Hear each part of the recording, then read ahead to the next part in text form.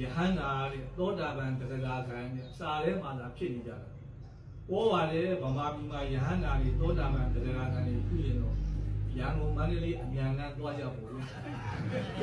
ဟုတ်တယ်မဟုတ်လားနော်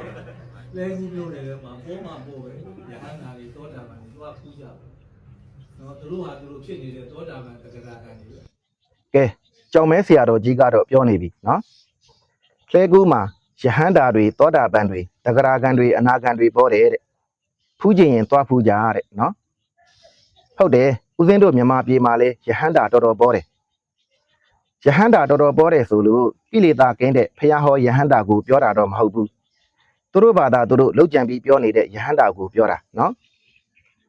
ဦးဇင်းတို့ဗုဒ္ဓဘာသာဝင်တက္ကရာမတချို့ကလည်းပဲအဲ့ဓာတွေကိုဝေဖန်စစ်ဆေးမှုမရှိကြဘူးဟိုကယဟန္တာလို့ပြောလိုက်ပြီဆိုရင်ယုံပြီးတော့သွားဖူးကြတော့တာပဲနော်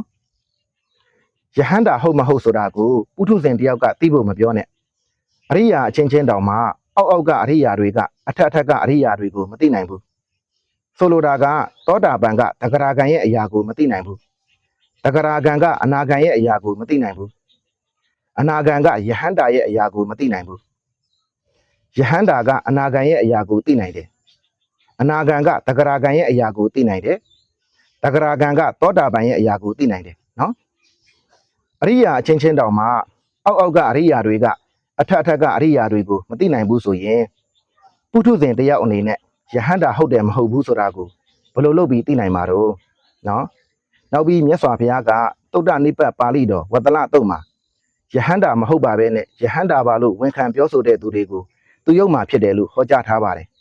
ဒါကြောင့်ယဟန္တာလို့ပြောလာပြီဆိုရင်ဦးဇင်းတို့ဗုဒ္ဓဘာသာဝင်တရားဓမ္မများအနေနဲ့သတိထားကြပါလို့ပြောချင်ပါတယ်နော်